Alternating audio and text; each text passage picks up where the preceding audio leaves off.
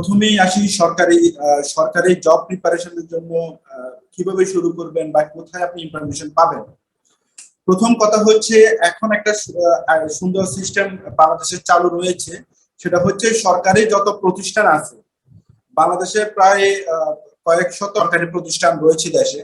তো প্রত্যেকটি প্রতিষ্ঠানের সার্কুলারে কিন্তু টেলিটকের মাধ্যমে প্রকাশিত হয়।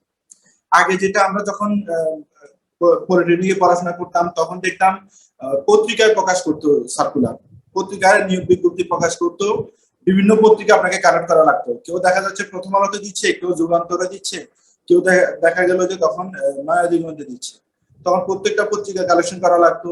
এরপর আসছে চাকরির বাজার একটা পত্রিকা, সেখানে পুরো সপ্তাহে সকল চাকরির বিজ্ঞপ্তি প্রকাশ করতো, সেটা কেনা লাগতো, অফলাইনে আবেদন করা লাগতো। তো এখন একটা সুন্দর সিস্টেম হচ্ছে, প্রতিষ্ঠান যাই হোক, সরকারি প্রতিষ্ঠান বিভিন্ন রকম থাকতে পারে, পাওয়ার সেক্টরের বিদ্যুৎ উৎপাদন, বিদ্যুৎ বিতরণ, বিদ্যুৎ সঞ্চালন, এরপরে হচ্ছে আমরা জানি রাজস্ব খাতের প্রতিষ্ঠান থাকতে পারে, বিভিন্ন অধিদপ্তর থাকতে পারে, মন্ত্রণালয় থাকতে পারে, শিক্ষা প্রতিষ্ঠান থাকতে পারে। নানা রকম প্রতিষ্ঠান আছে যারা সরকারি প্রতিষ্ঠান হিসেবে গণ্য হয় এবং তারা নিয়োগ প্রকাশ করে। সবগুলো নিয়োগই কিন্তু এখন টেলিটকের মাধ্যমে প্রকাশিত হয়। সেজন্য আপনাদেরকে যারা এখন পলিটেকনিকে পড়াশোনা করছেন তাদেরকে এখন রেজাল্ট প্রকাশ করার জন্য অপেক্ষা করতে হবে না, আপনাদেরকে সার্টিফিকেট মার্কশিট পাওয়ার জন্য অপেক্ষা করতে হবে না। টেলিটক অল জবস একটা ওয়েবসাইট আছে, সেখানে গিয়ে আপনি একটা বায়োডাটা ক্রিয়েট করতে পারেন।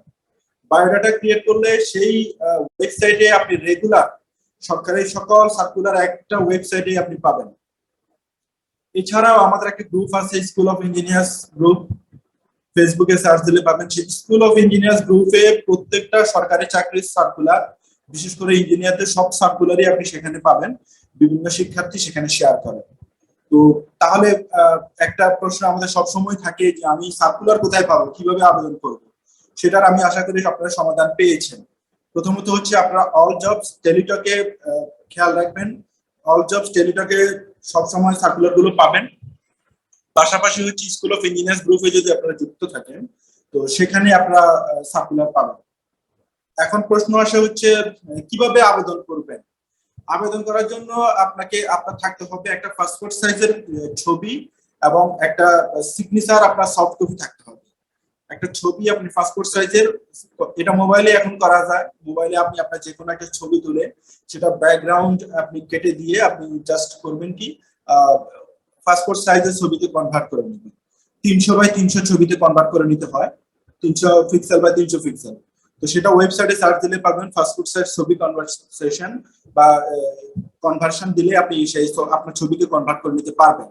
পাশাপাশি আপনার একটা সিগনেচার লাগবে, একটা কাগজে সিগনেচার করে সেটাকে আপনি ছবি তুলে 300 বাই সম্ভবত 60 কপি করে নিতে হয়, ট্রান্সফর্ম করে নিতে হয়।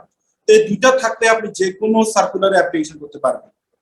না আগের মতো আপনার অনেকগুলো ডকুমেন্ট, চাকরি অ্যাপ্লিকেশন করার ক্ষেত্রে আগে দেখা যেত চাকরির অ্যাপ্লিকেশনের সাথে আপনাকে একটা আবেদনপত্র জমা দিতে হইতো, তার সাথে আপনার সার্টিফিকেট, মার্কশিট, ছবি, অনেকগুলো কাগজ জমা দেওয়া লাগতো। এখন কিছুই করা লাগবে না, ওয়েবসাইটে শুধু নিজের নাম ঠিকানা জমা লিখবেন আর আবেদনটা হয়ে যাবে। আর টেলিটকের সিম এর মাধ্যমে আপনি 500 টাকা, 600 টাকা, 1000 টাকা যে ফিসটা আছে সেটা জমা দিবেন, সেটাও সার্কুলারে উল্লেখ করা থাকে। তারপরে স্কুল অফ ইঞ্জিনিয়ার্স গ্রুপেও সেটা পাবেন, অথবা অল জবস টেলিটকেও ওয়েবসাইটে গেলেও পাবেন, দুই জায়গাতেই এই সবগুলা সার্কুলার খুঁজে পাবেন। এখন বাংলাদেশে সরকারি চাকরির বিভিন্ন ক্যাটাগরি রয়েছে। প্রথমত হচ্ছে কিছু চাকরিকে আমরা ফুল সরকারি বলি, যেটাকে নন ক্যাডার জব বলা হয়। এটা হচ্ছে রাজস্ব খাত থেকে সরাসরি তারা বেতন পায়, অর্থাৎ সরকারের যে কোষাগার আছে, রাজস্ব আছে, সেই রাজস্ব থেকে তারা সরাসরি বেতন পায়।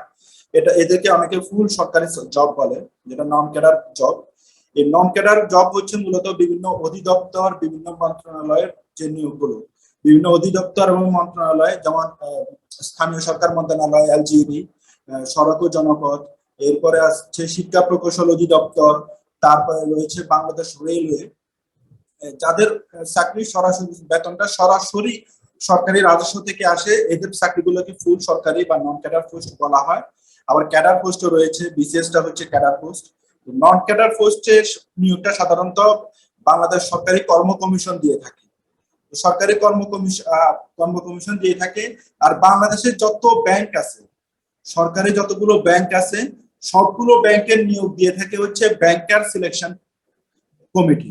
অর্থাৎ বাংলাদেশ ব্যাংকের একটা উইংস আছে, তারা হচ্ছে সকল ব্যাংক সোনালী, রূপালী, অগ্রণী, জনতা, বাংলাদেশ ব্যাংক, এরপরে টাকশাল এবং ব্যাংক রিলেটেড যতগুলো সরকারি প্রতিষ্ঠান আছে, আর্থিক ইনস্টিটিউট আছে, সবগুলা নিয়োগই কিন্তু বাংলাদেশ ব্যাংকের ব্যাংকার সিলেকশন কমিটিটা দিয়ে থাকে। তাহলে কি গেল, সরকারের সব নিয়োগ নন ক্যাডার পোস্ট গুলোতে নিয়োগ দেয় পিএসসি, বাংলাদেশ সরকারি কর্ম কমিশন। ব্যাংকগুলোতে সবগুলোতে নিয়োগ দেয় হচ্ছে ব্যাংকার সিলেকশন কমিটি। তারপরে হচ্ছে যতগুলা কোম্পানি রয়েছে, সরকারি অনেকগুলো কোম্পানি আছে, যেমন পাওয়ার গ্রিড কোম্পানি, এরপরে আশুগঞ্জ পাওয়ার জেনারেশন কোম্পানি, তারপরে এখন আছে হচ্ছে ইজিসিবি ইলেকট্রিসিটি জেনারেশন কোম্পানি, তারপরে এই যে আরপিসিএল আছে, এরপরে অনেকগুলা ডিপার্টমেন্ট আছে, যেমন বোর্ড আছে পানি উন্নয়ন বোর্ড, তারপরে কর্পোরেশন আছে যেমন কৃষি উন্নয়ন কর্পোরেশন, তারপরে হচ্ছে বিদ্যুৎ উন্নয়ন বোর্ড। এই ধরনের বোর্ড, কর্পোরেশন এবং কোম্পানি এগুলো কিন্তু সরকারি জব, সরকারি প্রতিষ্ঠান। বোর্ড, কর্পোরেশন এবং কোম্পানি যাদের নামের সাথে আছে কিন্তু তারা সরকারি প্রতিষ্ঠান। এরা করে কি, এরা নিজেরাই নিয়োগ বিজ্ঞপ্তি প্রকাশ করে এবং নিজেরাই 3-4টা ভেন্যুতে, বিশেষত ঢাকা পলিটেকনিক, ডিপ্লোমার জন্য ঢাকা পলিটেকনিক, আর বিএসসির জন্য হচ্ছে বুয়েট, পাশাপাশি মিক্সড, এই 3টা ভেন্যুতে। আবার এখন ডিপ্লোমা পোস্টের 3টা ভেন্যুতে এখন ডিপ্লোমার পরীক্ষা হচ্ছে। তো বিএসসির পরীক্ষা ঢাকা পলিটেকনিকে হয় না, যারা বিএসসি ইঞ্জিনিয়ার আছে তাদের। ডিপ্লোমা ইঞ্জিনিয়ারদের পরীক্ষা সাধারণত হয় হচ্ছে ঢাকা পলিটেকনিক, মিক্সড এবং বুয়েটে। মাঝে মধ্যে ঢাকা বিশ্ববিদ্যালয়ের আইবিএ ডিপার্টমেন্ট পরীক্ষা আয়োজন করে। অর্থাৎ যা কর্পোরেশন, বোর্ড এবং ইয়েগুলো, কোম্পানিগুলো, সরকারি কোম্পানিগুলো বিজ্ঞপ্তি প্রকাশ করে টেলিটকের মাধ্যমে, কিন্তু এদের নিয়োগ পরীক্ষাগুলো নেয় হচ্ছে ঢাকা ভার্সিটির আইবিএ, প্রধানত নিয়োগ নেয় ঢাকা ভার্সিটির আইবিএ, বুয়েট, মিক্সড এবং ঢাকা পলিটেকনিক। তারপরে সরকারি প্রতিষ্ঠানগুলোর নিয়োগ নেয় পিএসসি, ব্যাংকগুলোর নিয়োগ নেয় ব্যাংকার সিলেকশন কমিটি। মোটা দাগে এটাই হচ্ছে, এই নিয়োগগুলো আপনি পাবেন। এর বাইরে আরো অনেক পজিশন নিয়োগ নেয়, যেমন গাজীপুরের টাকশাল নিজেরাই নিয়োগ পরীক্ষা নেয়। এরপরে চিটং ওয়াসার পরীক্ষা নেন সুয়েটে। তারপরে যেমন ওয়েস্ট জোন, খুলনাতে যেটা head office, West zone power distribution কোম্পানির পরীক্ষা কুয়েটে নিয়ে থাকে। আবার ন্যাসকোর পরীক্ষা এর আগে নিত রুয়েট, এখন বুয়েটেই নেয়। তো এভাবে আবার অনেকে, যেমন বাংলাদেশ সেনাবাহিনীর নিয়োগগুলোতে তারা নিজেরাই নিয়োগ নেয়। তো সবগুলা নিয়োগ কিন্তু অনেক প্রতিষ্ঠান নিচ্ছে, পিএসসি নিয়োগ তারা নেয়। তারপরে ব্যাংকার সিলেকশন কমিটির সবগুলা ব্যাংকের নিয়োগ নেয় ব্যাংকার সিলেকশন কমিটি। তারপরে হচ্ছে কর্পোরেশন, বোর্ড এবং ইয়ারগুলার কোম্পানিগুলোর নিয়োগ নিয়ে থাকে, যে প্রতিষ্ঠানগুলো বললাম সেগুলো। তো এই যে প্রত্যেকের কিন্তু পরীক্ষার পদ্ধতি আলাদা। এখন আপনি অনেক কিছু জানতে গেলে অনেক কিছু জানতে হবে, এত কিছু আমাদের জানার দরকার নাই। আপনাকে যেটা প্রস্তুতি শুরু করার জন্য করতে হবে সেটা হচ্ছে, অনেক প্রতিষ্ঠান অনেক ভাবে পরীক্ষা নেয়।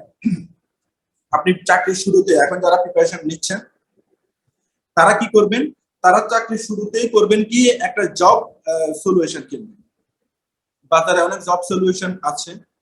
জব সলিউশন বলতে বিগত সালের প্রশ্নগুলো, যে বইটাতে বিগত সালের প্রশ্ন আছে, চাকরি পরীক্ষার প্রশ্ন, সে বিগত সালে চাকরি পরীক্ষার প্রশ্ন ব্যাংক একটা সংগ্রহ করবে। তারপরে হচ্ছে ব্যাংকের প্রশ্নগুলোর জন্য ব্যাংকার্স একটা ব্যাংক সলিউশন একটা বই আছে প্রফেসরের, সেটা কিনতে পারেন। আর পিএসসির প্রশ্নগুলো, বিগত সালের প্রশ্নগুলোর জন্য পিএসসি 2টা প্রথমে প্রিলি পরীক্ষা নেয়, যেটা এমসিকিউ পদ্ধতিতে হয়। এমসিকিউতে টিকে গেলে আপনার রিটেন পরীক্ষা নিবে, লিখিত পরীক্ষা হবে, লিখিত পরীক্ষা টিকে গেলে আপনার ভাইবা নিবে। তো আপনি এই যে প্রিলি পরীক্ষা, রিটেন পরীক্ষার বিগত সালের প্রশ্ন ব্যাংক বই বাজারে পাবেন। লাইব্রেরিতে গিয়ে বললেই হবে যে পিএসসি নন ক্যাডার প্রশ্ন ব্যাংক রিটেন এবং ফ্রিলি 2টা বই আছে, 2টা বই কিনে নেবেন। তারপরে ব্যাংকের পরীক্ষার জন্য একটা প্রশ্ন ব্যাংক বাজারে পাবেন বিভিন্ন প্রতিষ্ঠানের ব্যাংক পরীক্ষাগুলো, সেটা কিনে নেবেন। পাশাপাশি হচ্ছে যে আর বাকি প্রতিষ্ঠানগুলো বললাম, বুয়েট, চুয়েট, রুয়েট, ডুয়েট, তারপরে হচ্ছে ঢাকা পলিটেকনিক, মিক্সড, আইবিএ, এই পরীক্ষাগুলো যারা নেয়, যে বিভিন্ন প্রতিষ্ঠান পরীক্ষা এরা নেয়, সেগুলোর আলাদা একটা প্রশ্ন ব্যাংক আছে বাজারে। যেমন প্রাইম প্রকাশনীর আছে, হক প্রকাশনীর আছে, জি মাওলার আছে, তারপরে রনি ফার্বেসের আছে ইলেকট্রিক্যালের জন্য, এরপরে সিভিলের জন্য অ্যাডমিক্সের আছে, কম্পিউটারের এভাবে বিটবক্স আছে, তারপরে পাওয়ার অফ আইটি আছে, বিভিন্ন বই আপনি আপনার নিজ নিজ ডিপার্টমেন্টের বই আপনি বাজারে পাবেন, প্রশ্ন ব্যাংক সম্মিলিত বিগত সালের প্রশ্ন যেখানে আছে। তো আপনাদের প্রথম কাজ হচ্ছে এই যে 4টা প্রশ্ন ব্যাংক বললাম, একটা হচ্ছে পিএসসি নন ক্যাডার লিখিত, পিএসসি নন ক্যাডার ফ্রিলি প্রশ্ন ব্যাংক, তারপর হচ্ছে ব্যাংক প্রশ্ন ব্যাংক, ব্যাংক জব প্রশ্ন ব্যাংক, চতুর্থ হচ্ছে ডিপার্টমেন্ট প্রশ্ন ব্যাংক। এই 4টা প্রশ্ন ব্যাংক আপনারা কিনে নেবেন। কিনে নিলে আপনার সবগুলো পরীক্ষার প্রশ্ন আপনি সেখানে পাবেন। আবার আপনি বইগুলো কিছুদিন যদি আপনি একটু উল্টে পাল্টে দেখেন, আস্তে আস্তে দেখবেন আপনার মানে পরীক্ষা সম্পর্কে একটা ক্লিয়ার ধারণা এসে যাবে, যে পরীক্ষার জন্য কি করতে হবে, পরীক্ষায় কি আসে, কিভাবে আসে, একবার আপনি একবার খুঁটিনাটি একটা ধারণা আপনার হয়ে যাবে। তো এই 4টা বই আপনারা কালেক্ট করে নিতে পারেন। আর পরীক্ষা সাধারণত আসে কি কেন্দ্রভেদে দুইটা সাবজেক্ট সবসময় কমন পাবেন, বাংলা এবং ইংরেজি সাধারণ জ্ঞান, 3টে সাবজেক্ট। বাংলা ইংরেজি সাধারণ জ্ঞানের প্রশ্ন প্রত্যেকটা পরীক্ষায় আসে, প্রত্যেকটা পরীক্ষা আসে বাংলা ইংরেজি সাধারণ জ্ঞান। তো বাংলা ইংরেজি সাধারণ জ্ঞানের জন্য আপনারা বাজারে বিভিন্ন বই পাবেন, দোকানে লাইব্রেরিতে গেলে দেখবেন আপনাকে বাংলা বই দিচ্ছে, বিভিন্ন বাংলা বই আছে, সেই বাংলা বই এখান থেকে একটা কালেক্ট করে নেবেন। ইংলিশ বই আছে, তারপরে হচ্ছে সাধারণ জ্ঞানের একটা বই সংগ্রহ করে নিতে পারবেন। তো 3টা বই আপনারা বাজারে পাবেন অ্যাভেলেবেল। এরপরে হচ্ছে ব্যাংকের পরীক্ষাগুলোতে ম্যাথ আসে, বুয়েটের পরীক্ষায় ম্যাথ আসে, তো সেই ম্যাথের জন্য আলাদা বই বাজারে পাবেন। পিএসসির পরীক্ষায় সাধারণত ম্যাথ আসে না, সাধারণ গণিত আসে না। তারপরে হচ্ছে মানসিক দক্ষতার কিছু ম্যাথ আসে বুয়েটের পরীক্ষায়, তো মানসিক দক্ষতার জন্য আলাদা বই বাজারে পাবেন। 5টা সাবজেক্ট, বাংলা ইংরেজি সাধারণ জ্ঞান গণিত এবং মানসিক দক্ষতা, এটা হচ্ছে নন ডিপার্টমেন্ট পার্ট থেকে আসে। আর ডিপার্টমেন্ট পার্ট থেকে মূলত আমরা যে পলিটেকনিকের বইগুলো পড়াশোনা করেছি সেগুলো ইংলিশ বইগুলো আপনারা সংগ্রহ করে নিতে পারেন। ইংলিশ ভার্সন বইগুলো যেমন বেসিক কিছু ইংলিশ ভার্সন বই থাকে, সিভিলের যেমন আর এস খুরমির একটা বই আছে, মেকানিক্যালের সম্ভবত মেকানিক্যালেরও একটা খুরমির বই আছে, ইলেকট্রিক্যালে বিকে মেহতা, বিএল থারেজা, ইলেকট্রনিক্স ইলেকট্রিক্যাল এদের বিএল থারেজা, বিকে মেহতা বই আছে। তারপরে হচ্ছে ইংলিশ ইন্ডিয়ান কিছু রাইটারের বই আছে, যে বইগুলো থেকে আমাদের ডিপ্লোমা বইটাকে কপি করা হয়েছে, বাংলা করা হয়েছে, সে ইংলিশ বইগুলো আপনারা কালেক্ট করতে পারেন, সেগুলো থেকে আপনারা আবার ডিপ্লোমার পড়াটাকে রিভিউ করতে পারেন। তো যদি আপনারা এই যে জব সলিউশনটা নিয়ে পড়া শুরু করেন, পাশাপাশি কোন কোন টপিক পড়তে হবে, কি কি পড়তে হবে সেটা আপনারা বুঝে যাবেন, তখন এই বাংলা ইংরেজি সাধারণ জ্ঞান ডিপার্টমেন্ট কি কি পড়বেন সেটাও আপনাদের আয়ত্তে চলে আসবে। তো এভাবে দেখা গেছে মাঝে মধ্যে আমাদের ডিপার্টমেন্ট পড়তে সমস্যা হয়, অনেক সময় আমরা বুঝি না যে ডিপার্টমেন্টের অনেক ম্যাথ করতে সমস্যা হয়, সেক্ষেত্রে মাঝে মধ্যে স্কুল অফ ইঞ্জিনিয়ার্স বিভিন্ন সলিউশন ক্লাস, বিভিন্ন গাইডলাইন মূলক ক্লাস নিয়ে থাকে, সেই ক্লাসগুলো আপনারা অ্যাটেন্ড করলে কিছু সলিউশন পাবেন। পাশাপাশি যদি একবারে আপনি ম্যাথে দুর্বল হয়ে থাকেন ডিপার্টমেন্টাল ম্যাথে, তখন আপনি বেস করে আপনার টিচারের কাছে পড়াশোনা করতে পারেন, আপনার এই যে সব সলিউশন বইটা আপনি সমাধান করতে পারেন, অথবা ডুয়েট অ্যাডমিশনের যে কোনো একটা বই কালেক্ট করে ডিপার্টমেন্ট পার্টটা আপনি আপনার কোনো টিচারের কাছে সলিউশন করে নিতে পারেন, তাহলে আপনার ডিপার্টমেন্ট বেসিকটা ক্লিয়ার হয়ে যাবে। আর বাংলা ইংরেজি সাধারণ জ্ঞান গণিত এটা তো বাজারে বই পাবেন অ্যাভেলেবেল, 4টা বই সংগ্রহ করে পড়তে থাকবেন। আর সরকারি চাকরির বাজারটা এখন কেমন, তো সেটা গত 3-4 বছর ধরে আমরা দেখতে পাচ্ছি বাংলাদেশে প্রায় প্রতি বছর 5,000-এর মতো ডিপ্লোমা ইঞ্জিনিয়ার সরকারি জবে নিয়োগ দিয়ে থাকে এবং 2,000-এর মতো বিএসসি ইঞ্জিনিয়ার নিয়োগ দিয়ে থাকে। তো যারা এমন এটা প্রতি বছর বাড়তেছে, সংখ্যাটা প্রতি বছর বাড়তেছে। তো যদি আমরা যদি প্রিপেয়ার থাকি, প্রতি বছর যদি 5,000 ডিপ্লোমা ইঞ্জিনিয়ার না নিলেও 3,000 4,000 নিয়ে থাকে, আর এটা কখনো কখনো কোনো বছর 6,000 7,000 পর্যন্ত নিয়ে থাকে। এখন সামনে 2024-25 সালের পরে এটা আরো বাড়বে, কারণ আমরা জানি বাংলাদেশের যে উন্নয়ন কর্মকাণ্ড বাড়তেছে, প্রতি বছর বছর আমাদের বার্ষিক উন্নয়ন বাজেট, তারপরে ইলেকট্রিসিটি জেনারেশন, বিদ্যুতের উৎপাদন, তারপরে ট্রান্সমিশন ডিস্ট্রিবিউশনের পরিমাণ বাড়তেছে, নতুন নতুন প্রজেক্ট সরকার নিচ্ছে, নতুন নতুন বিদেশি অনুদান আসতেছে, নতুন পাওয়ার প্ল্যান্ট হচ্ছে, নতুন গ্রিড হচ্ছে, নতুন ট্রান্সমিশন লাইন ডিস্ট্রিবিউশন লাইন হচ্ছে, সবকিছু নির্মাণ করতে, নতুন রাস্তাঘাট ব্রিজ কালভার্ট যাই হোক সবকিছু নির্মাণ করতে কিন্তু ইঞ্জিনিয়ার লাগতেছে। সেই জন্য সরকার কিন্তু প্রচুর পরিমাণে ইঞ্জিনিয়ার নিয়োগ দিচ্ছে, প্রতি বছর 5,000 6,000 7,000 ইঞ্জিনিয়ার নিয়োগ দিচ্ছে, এবং ডিপ্লোমা ইঞ্জিনিয়ার 5-6,000 নিয়োগ দেয়, বিএসসি ইঞ্জিনিয়ার 2,000 3,000 পর্যন্ত নিয়োগ দিয়ে থাকে বছরে। তো আমরা যদি নিজেকে প্রিপেয়ার রাখতে পারি সরকারি জবের জন্য, তাহলে এগুলো থেকে একটা ক্যাচ করা খুবই কঠিন বিষয় না। সরকারি জবের ক্ষেত্রে সবচেয়ে ফ্লেক্সিবিলিটি হচ্ছে এই জবের আপনার স্যালারিটা হচ্ছে এখন অনেক হ্যান্ডসাম হয়ে থাকে। যেমন পাওয়ার সেক্টরের জব গুলোতে এখন ডিপ্লোমা ইঞ্জিনিয়ারদের স্যালারি 60 থেকে 80 হাজার পর্যন্ত হয়ে থাকে স্টার্টিং। তারপরে রাজস্ব খাতে যেগুলো নন ক্যাডার জব সেখানে 30,000 পর্যন্ত আপনি মাসিক গ্রস স্যালারি তুলতে পারবেন। এরপরে অবস্থা ভেদে যেমন গ্রুপ 4 পাওয়ার প্ল্যান্টের বেতন আরো বেশি, সেখানে লাখের উপরে আপনারা বেতন পাবেন। তারপরে হচ্ছে যে কিছু প্রতিষ্ঠান আছে যেমন গ্যাস কোম্পানিগুলোতে প্রচুর পরিমাণে লভ্যাংশ দিয়ে থাকে, বছরে আপনাকে 3-4 লাখ টাকা পর্যন্ত লভ্যাংশ দিবে। আবার পাওয়ার প্ল্যান্ট গুলাতে ক্ষেত্র বিশেষে আপনাকে 8-10 লাখ টাকা পর্যন্ত লভ্যাংশ দিয়ে থাকে বছরে। তো সেজন্য সরকারি জবের এই যে স্যালারি সেটা তো অবশ্যই হ্যান্ডসাম স্যালারি বলা যায়। পাশাপাশি হচ্ছে সমাজে সে সম্মান এবং চাকরির যে সিকিউরিটি সেটা আপনি গভর্নমেন্ট জবে অনেক ভালো পাবেন। আর পরিশ্রমটা হচ্ছে আপনাকে এককালীন পরিশ্রমটা করতে হবে। চাকরির জন্য আপনাকে 6 মাস, 3 মাস থেকে 6 মাস, 1 বছর মানে ড্রাই হার্ট পড়াশোনা করতে হবে, কঠিন পরিশ্রম করবেন, প্রচুর পরিমাণে পড়াশোনা করবেন, গুছিয়ে পড়াশোনা করবেন। সিলেবাসটা যখন আয়ত্তে আসবে তখন দেখবেন আপনার সরকারি জব পাওয়া আপনার জন্য একেবারে সহজ হয়ে গেছে।